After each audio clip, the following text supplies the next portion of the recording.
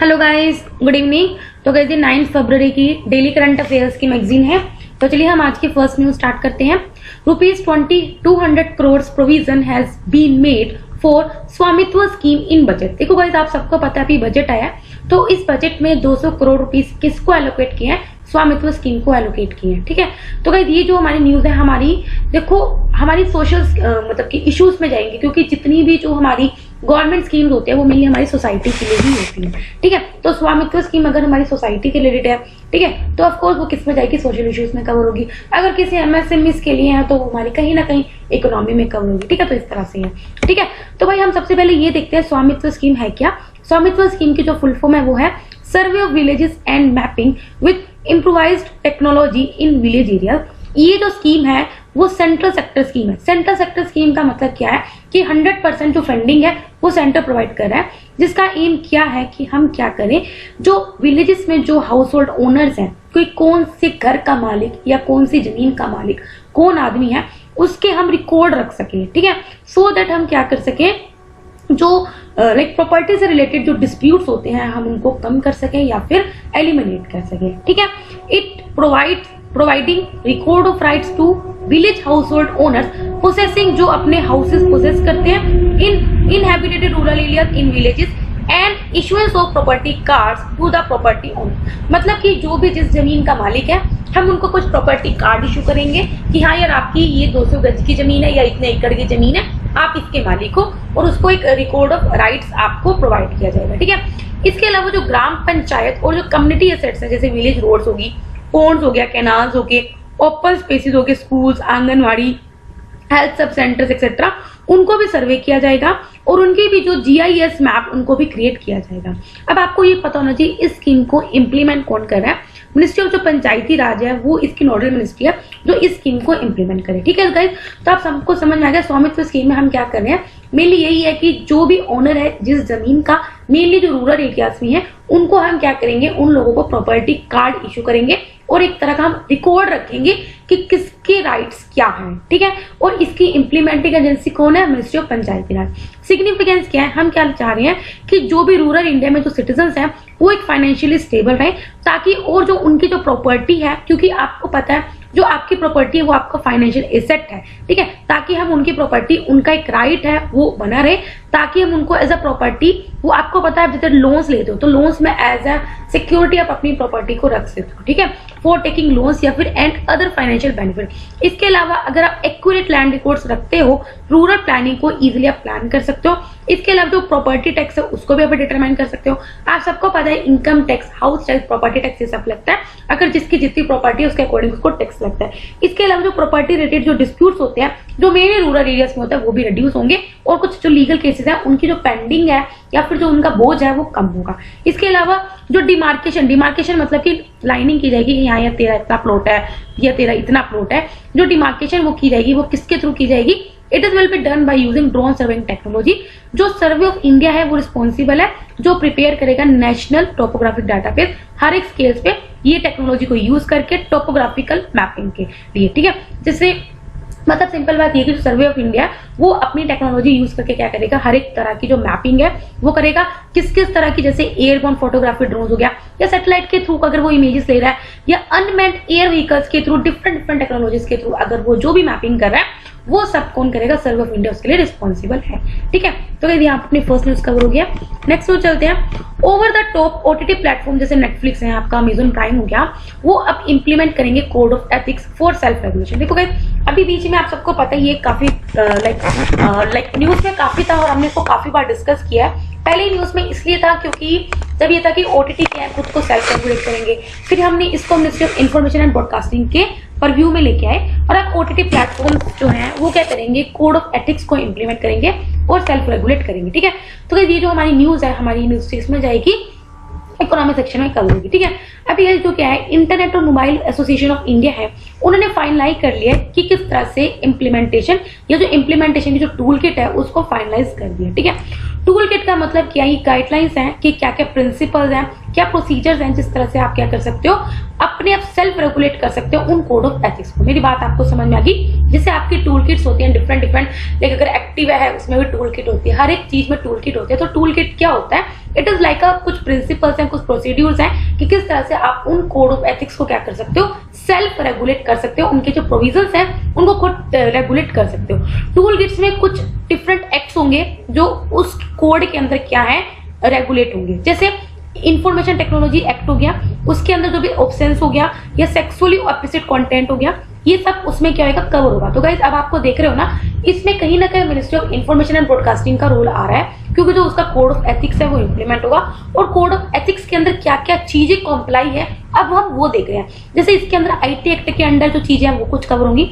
Indian penal code के अंदर जैसे sedition, disrupting harmony, insulting religion, जैसे आपको पता है जैसे मिर्जापुर टाइप की जो सीरीज बनती है, इसमें कहीं ना कहीं आप कह रहे हो इंसल्ट करो किसी एक पर्टिकुलर स्टेट की, ऐसा कहना है, या किसी के रिलीजियस बिलीफ आप हर्ट कर रहे हो, ठीक है, या कुछ इस तरह से आप वुमेन को रिप्रेजेंट कर रहे हो उनका। इसके अलावा और कौन से एक्ट के अंदर इनको कवर किया जा रहा है, indecent representation of women prohibition act and contempt of courts act 1971, ठीक है। तो अब आपको समझ में आया जो कोड ऑफ एथिक्स जो सेल्फ रेगुलेट करेंगे, ये जो ओटीटी प्लेटफॉर्म्स हैं, इसके अंदर ये टूल किट्स के अंदर ये जो जितने कुछ कोड्स हैं वो सब इसके अंदर कवर होंगे, ठीक है। ओटीटी प्लेटफॉर्म आप सबको पता है वो जो डायरेक्टली क्या करते हैं, व्यूअर्स अपनी सर्विसेज प्रोवाइड, मतलब कि व्यूअर्स के पास आपकी सर्विस प्रोवाइड होती है through the medium of internet, ये आप सबको पता है। करंटली इंडिया में अगर देखा जाए तो ये प्लेटफॉर्म्स हैं, इन्हें कोई भी रेगुलेट नहीं करता और कोई भी इनके लिए कोई भी रेगुलेटरी फ्रेमवर्क नहीं है। नवंबर 2020 में ओटीटी को हम किसके अंडर लेके आए, किसके प्रोव्यू के अंडर लेके गए, ministry of information and broadcasting under. ये मैंने अभी आपको बताया। इसका एम क्या है, ताकि हम क्या कर सके, एक लेवल प्लेइंग फील्ड बना सके, क्योंकि और जो मीडिया आपकी पता है हमारे इंडिया में 5 मीडियाज हैं, इसके अंदर जो और 4 मीडियाज है जैसे न्यूज हो गया, प्रिंट हो गया, एडवर्टाइजमेंट हो गया, ये सब रेगुलेटेड है, ठीक है। लेकिन सिर्फ यही था जो ओटीटी प्लेटफॉर्म था जो रेगुलेटेड नहीं था, ठीक है। तो इसलिए क्या है, अगर ओटीटी को आप बिल्कुल अनरेगुलेटेड छोड़ दोगे तो कहीं ना कहीं आप लेवल प्लेइंग जो फील्ड है वो इंटरप्ट कर दो। इसलिए हमें लेवल प्लेइंग फील्ड क्रिएट करने के लिए और अदर मीडियाज की तरह उसको रेगुलेट करना जरूरी था। इसके अलावा जो टेलीविजन है वो कुछ फॉलो करता है प्रोग्रामिंग और एडवर्टाइजिंग कोड, जो किसके अंदर प्रिस्क्राइब्ड है, it is prescribed under the cable television network rule 1994। और जो फिल्म आप सबको पता है किसके अंदर बॉन्ड होती है भाई, सिनेमेटोग्राफिक एक्ट 1952। देखो यार आप सबको पता होना चाहिए, छोटी छोटी चीजें होती है ना, यही इंपॉर्टेंट हो जाती है कि टेलीविजन किसके अंडर रेगुलेट किया जाता है, it is under the cable television network rule. और फिल्म्स किसके द्वारा गवर्न की जाती है, it is govern by the cinematograph act 1952। इसके अलावा जो ministry of information and broadcast था, इसने पहले रिजेक्ट कर दिया था जो ओटीटीज ने प्रपोज किया था कि हम अपने द्वारा सेल्फ रेगुलेटरी कोड होगा उसको इंप्लीमेंट करते हैं, तो वो उसने मिनिस्ट्री ऑफ इंफॉर्मेशन है क्या कर दिया था, मना कर दिया। तो इसलिए वो खुद ही कोड ऑफ एथिक्स लेके आए हैं, ठीक है, जिसको अब ये जो ओटीटी प्लेटफॉर्म है वो खुद सेल्फ रेगुलेट करेंगे। क्यों? क्योंकि कहीं ना कहीं उसमें जो कंप्लेंट रिड्रेसल सिस्टम था वो कहीं ना कहीं कमी थी, ठीक है। इसके अलावा जो पार्लियामेंट्री पैनल है वो अभी जो लुक देख रही है किस तरह से हम ओटीटी प्लेटफॉर्म को वो तरह से रेगुलेट कर सकते हैं, ठीक है। नेक्स्ट न्यूज है USA to rejoin UN human rights council. आपको पता है जब ट्रम्प का राज था तो यूएसए ने काफी ज्यादा यूएन के जो मतलब ग्रुप्स हैं उनको लीड किया, तो यूएसए भी बोल रहा है कि मैं UN human rights free council को द्वारा रिज्वाइन करूंगा। ये जो हमारी न्यूज है इंटरनेशनल रिलेशंस में कवर होगी। अभी रिसेंट मूव है तो यूएसए ने प्लान किया कि वो यूएन ह्यूमन राइट्स को काउंसिल को द्वारा ज्वाइन करेगा, जो उसने 2018 में लेफ्ट किया था। आफ्टर कब, जब रीस्टोर्ड, अभी आपको पता है यूएसए ने और क्या क्या रिज्वाइन किया ये आपको पता होना चाहिए। पेरिस एग्रीमेंट में भी अपनी मेंबरशिप को रिस्टोर किया।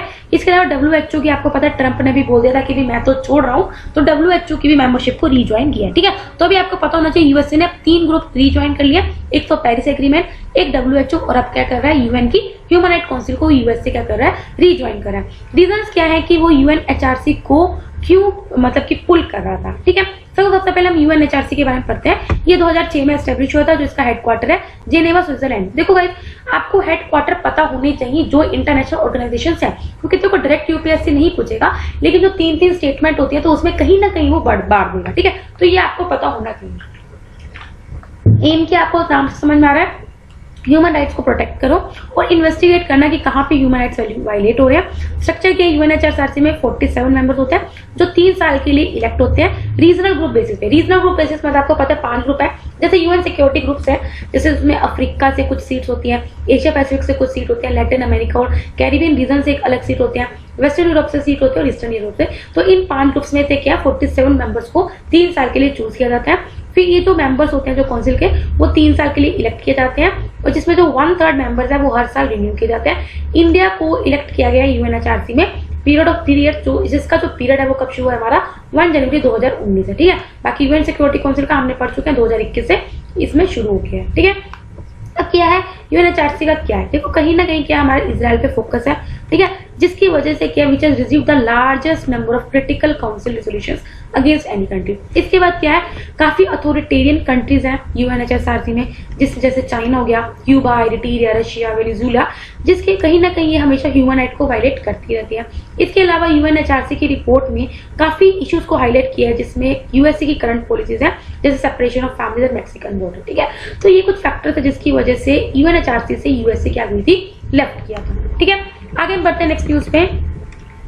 Lockdown reduce heavy metal concentration in Ganga by 50%, IIT Kanpur study. देखो गाइस बहुत अच्छा इंपॉर्टेंट न्यूज है एनवायरमेंट में। देखो गाइस आपको पता है जो हम बोलते हैं कि ये वेस्ट वाटर है, ये वाटर ये पानी लायक पीने लायक नहीं है, तो वाटर में क्या होते हैं कुछ हैवी मेटल्स प्रेजेंट होते हैं, जैसे आर्सेनिक हो गया, फ्लोराइड हो गया, ठीक है। तो ये कुछ या फिर मरकरी हो गया, क्रोमियम हो गया, ठीक है। जब ये हैवी मेटल्स अपनी कंसेंट्रेशन से प्रिस्क्राइब्ड कंसेंट्रेशन से ज्यादा प्रेजेंट होते हैं तो ये आपकी बॉडी को इफेक्ट करते हैं और कैंसर तक भी मतलब कि आपको लेके आ सकते हैं, ठीक है। लॉकडाउन की वजह से आपको पता है फैक्ट्रीज बंद रही, व्हीकल्स भी कम चले, जिस वजह से जो गंगा में जो देखने को मिला है, गंगा में जो हैवी मेटल की कंसेंट्रेशन है वो 50% तक घटी है, ठीक है। ऐसी स्टडी किसने करी है, आईआईटी कानपुर ने, ठीक है।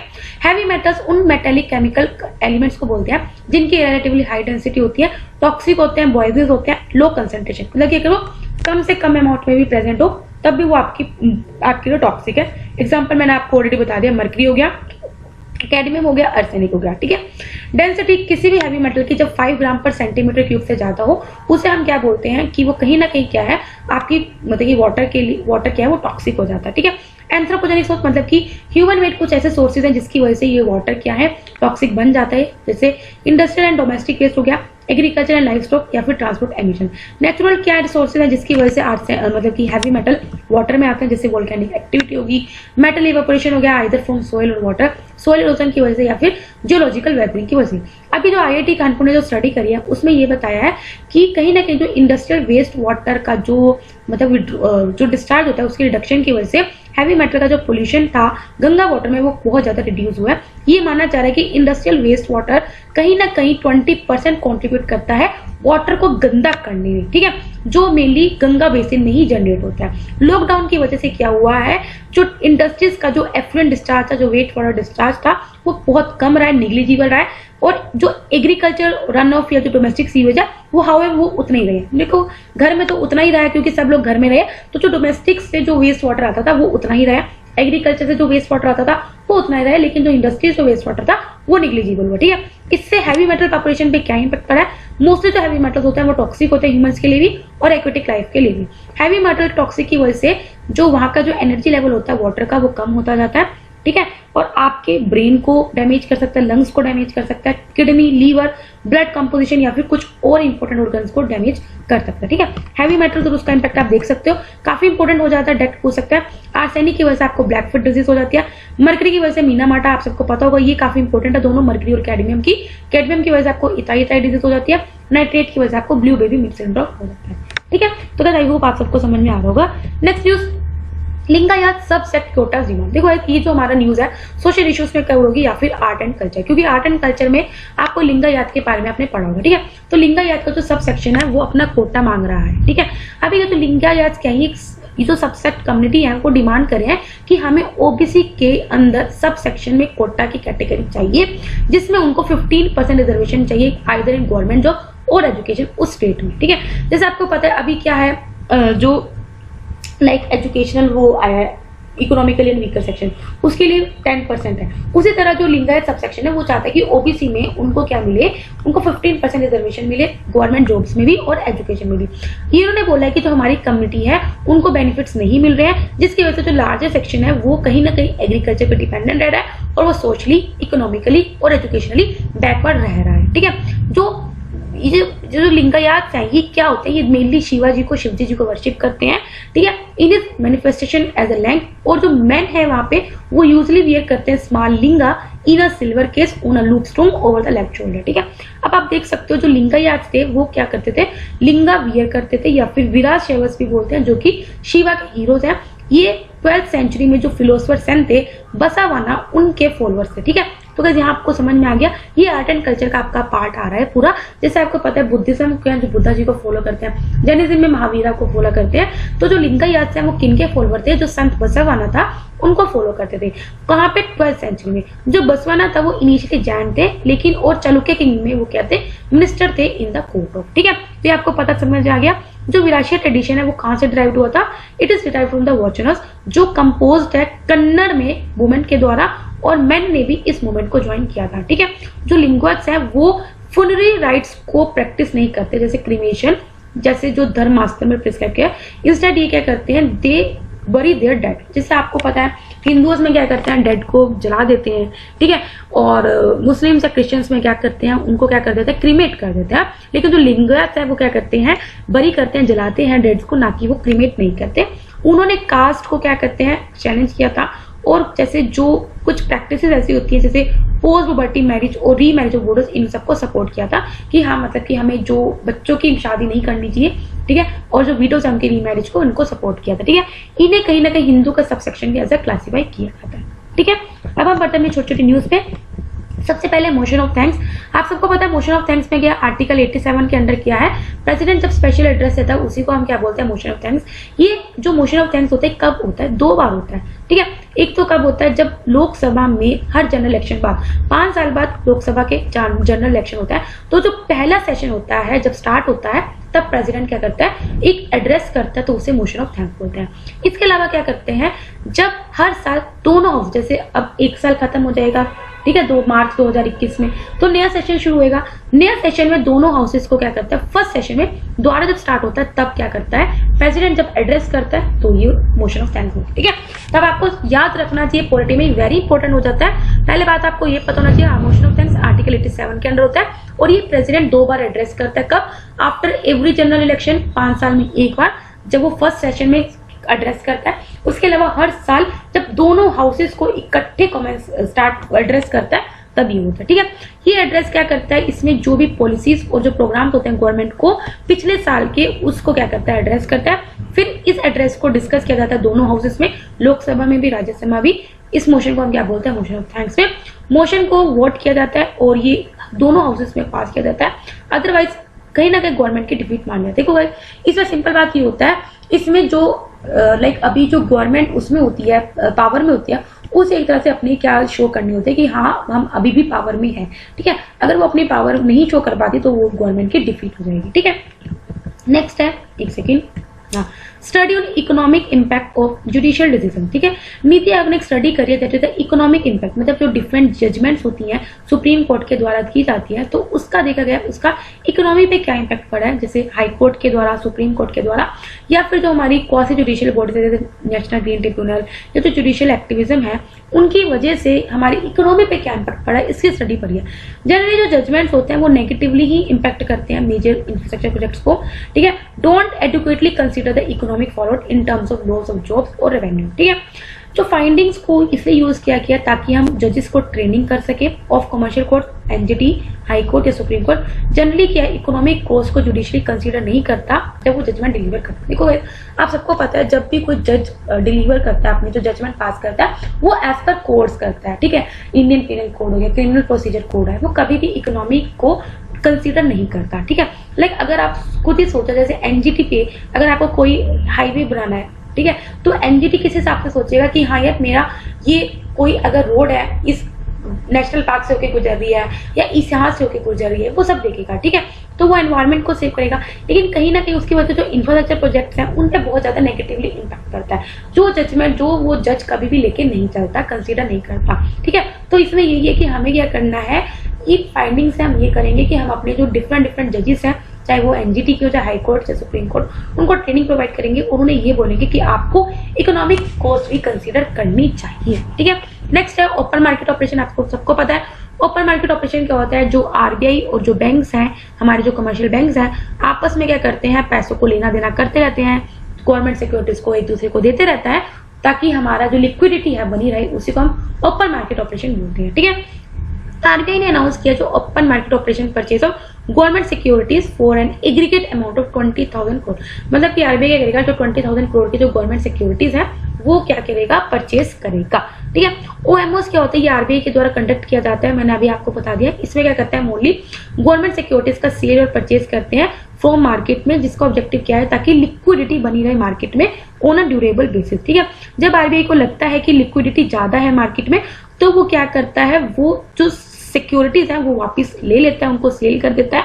एंड और क्या करता है, जो रुपी है उसको मार्केट से लेना चाहिए। सपोज करो अगर आपके पास ज्यादा पैसा हो जाएगा तो आप क्या करोगे, बैंक में जमा कराओगे ना। उसी तरह जब आरबीआई को लगता है मार्केट में ज्यादा पैसा हो गया है, तो वो क्या करता है, गवर्नमेंट सिक्योरिटीज को बेच देता है और वो मनी ले लेता है, ठीक है। अगर सिमिलरली अगर उसको लगता है कि लिक्विडिटी टाइट है, मार्केट में कम है, तो वो क्या करेगा, आरबीआई क्या करेगा, सिक्योरिटीज बाय कर लेगा और क्या करेगा, पैसा दे देगा ताकि लिक्विडिटी बनी रहे। सिंपल बात ये, अगर आप छोटे वे में सोचो कि अगर आपके पास पैसा कम है तो आप क्या करोगे, बैंक से पैसा लोगे। अगर आपके पास पैसा ज्यादा है तो आप बैंक में पैसा डिपॉजिट कराओगे। तो उसी तरह आरबीआई करता है, जब उसको लगता है कि पैसा ज्यादा है तो वो क्या करता है, पैसा अपने पास, मतलब कि क्या करता है, मार्केट से ले लेता है, गवर्नमेंट सिक्योरिटीज रख के, ठीक है।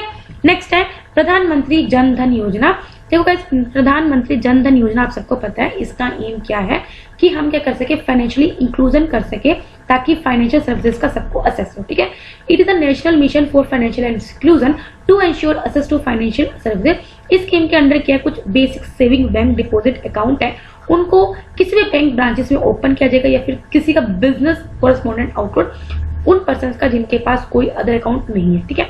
एक इसमें ओवरड्राफ्ट फैसिलिटी भी आपको 10,000 रुपए तक की प्रोवाइड की जाएगी उन एलिजिबल अकाउंट होल्डर्स को, ठीक है। ओवरड्राफ्ट फैसिलिटी मतलब क्या होता है, लेकिन अगर आपके अकाउंट में जीरो बैलेंस है लेकिन आपको 10,000 चाहिए, वो कुछ अकाउंट्स को अवेलेबल दे देता है, मतलब कि आपको जीरो बैलेंस पे भी आपको 10,000 रुपए मिल जाते हैं, ठीक है। पीएम जनधन योजना से ऑलरेडी पीएम जन धन योजना अकाउंट्स होते हैं वो एलिजिबल स्कीम्स है, लाइक डीबीटी, अटल पेंशन योजना, मुद्रा स्कीम एक्सेट्रा, ठीक है। अभी क्या है, जो 35.96 करोड़ अकाउंट्स हैं उनको वो ऑपरेटिव है out of 41.74 crore accounts open under the PM Jan Dhan योजना, ठीक है। पीएम जनधन योजना के अंदर कितने अकाउंट्स को ओपन किया गया था, नियर अबाउट 40 करोड़, और इसमें जो अभी ऑपरेशन में है, मतलब कि अभी जिंदा है अकाउंट्स, वो कौन से, नियर अबाउट 36 करोड़, ठीक है। नेक्स्ट है Indian cyber crime coordination centre. देखो ये क्या है, मिनिस्ट्री ऑफ होम अफेयर्स से ये एफिलेटेड है, तो गाइस ये काफी इंपॉर्टेंट हो जाती है, ठीक है। Indian cyber crime coordination centre किससे एफिलेटेड है, it is affiliated to ministry of home affair. ये क्या करता है, ये किससे डील करती है, 7 करोड़ स्कीम है, ताकि किस तरह से डिफरेंट साइबर क्राइम से वो डील कर सके कॉम्प्रिहेंसिव और कोऑर्डिनेटेड मैनर में। इसके अंदर क्या क्या है, these are national cyber crime threat analysis unit, 7 schemes है इसके अंदर। एक है national cyber crime reporting portal, national cyber crime training centre, cyber crime ecosystem management unit, national cyber crime research and innovation centre, national cyber crime forensic laboratory ecosystem and platform for joint cyber crime investigation team. Recently क्या ministry of home affairs ने notify किया है Indian cyber crime coordination centre को कि वो it will be act अगर nodal point for cyber volunteer, ताकि हम कुछ एंटी नेशनल एक्टिविटीज को रिपोर्ट कर सकें। देखो आप सबको पता है अभी फार्मर के ऊपर टेस्ट चल रहा है, तो इस समय में जो एंटी नेशनल एक्टिविटीज है वो अपने पीक पे है, तो उसको एड्रेस करने के लिए क्या किया है, जो मिनिस्ट्री ऑफ होम अफेयर्स है उन्होंने क्या बोला है कि जो Indian cyber crime coordination centre है इसकी रिस्पॉन्सिबिलिटी बनाई है कि आप उन वॉलंटियर्स को जरा पता लगाओ, ठीक है। नेक्स्ट है लांतना कमारा। देखो लांतना क्या है, it is one of the world's 10 worst invasive species. आपको पता है एक तो एंडेमिक स्पीसीज होती है, ठीक है, कुछ होते हैं इन्वेसिव स्पीसीज जो वहां की जो एक्सोटिक स्पीसीज भी बोलते हैं इनको, जो वहां की किसी भी जगह अगर वो उग जाती है तो वहां की जो एंडेमिक स्पीसीज है उसको नष्ट कर देती है। ये क्या करती है, जो वहां के नेटिव प्लांट्स है, जो एंडेमिक स्पीसीज है वहां की, उनसे कंपटीशन करती है स्पेस के लिए, रिसोर्सेज के लिए, और उनके न्यूट्रिएंट साइकिल को क्या करती है, अल्टर कर दी। सिंपल बात यह है कि कुछ तरह की जो स्पीसीज होती है कहीं भी अगर उग जाती है तो वहां का जो नेचुरल इकोसिस्टम है उसको डिस्टर्ब कर देती है। ठीक है, ये जो इस तरह की जो स्पीसीज है वो हाई टेम्परेचर भी टॉलरेट कर सकती है और मॉइस्चर भी टॉलरेट कर सकती है। इफ अगर इनको खा लिया तो अगर सपोज करो अगर कोई अगर गाय या भैंस अगर इन स्पीसीज को खा लेते हैं, इस तरह की घास को खा लेती है, तो उनको कुछ एलर्जीज भी हो सकती है जो डिफरेंट एनिमल्स को हो सकती है। कुछ केसेस में क्या है, अगर आप उन्होंने ज्यादा अमाउंट में फीडिंग कर ली, लेंटना केस वजह से उनको डायरिया हो सकता है, लीवर फेलियर हो सकता है, इवन की एनिमल की डेथ भी हो सकती है। तो रिसेंट स्टडी बताया कि जो लेंथना कमारा है, जो कि एक स्पीसीज है, इन्वेजिव स्पीसीज है, जो ट्रॉपिकल अमेरिकन शरप है, उसने कहीं ना कहीं इंडिया के जो टाइगर रेंज है उसकी 40% टाइगर रेंज को क्या कर लिया, इन्वेट कर लिया, जो कि बहुत ही बुरी बात है। ठीक है, आज के लास्ट में जगन्नाथ टेम्पल आपको पता है कहाँ पे है, ओडिशा में है।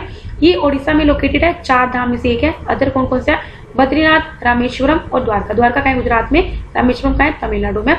जो लॉर्ड जगन्नाथ है, देवी सुभद्रा और उनके जो बड़े भाई बालभद्र है, वो इसमें मेन, मतलब जगन्नाथ टेम्पल में 3 लॉर्ड्स हैं, मेनली 3 भगवान है। कौन कौन से हैं, जगन्नाथ खुद है, देवी सुभद्रा और उनके बड़े भाई बालभद्र है। ठीक है, ये कलिंगा आर्किटेक्चर में कंस्ट्रक्ट किया गया था, किसके द्वारा, बाय अनंत वर्मान 14 गंगा देवा, जो गंगा डायनेस्टी के थे 12th सेंचुरी में। ठीक है, जो मेन टेम्पल है वो इस तरह से कंस्ट्रक्ट किया गया है कि कोई भी टेम्पल की जो शेडो है वो ग्राउंड पे नहीं गिरती किसी भी वक्त। मतलब आपको पता है हर एक शेडो जो होती है वो आती है, लेकिन इस टेम्पल की शेडो दिन के किसी भी वक्त नहीं आएगी। रथ यात्रा जो बधू यात्रा है वो इसके मेन फेस्टिवल है, ये आप सबको पता ही होगा। ठीक है, तो गाइस यहाँ पे डेली करंट अफेयर्स कंप्लीट होते हैं। अगर आपको पसंद आए तो लाइक करना, कोई डाउट हो कमेंट करना। तब तक के लिए बाय बाय, टाटा।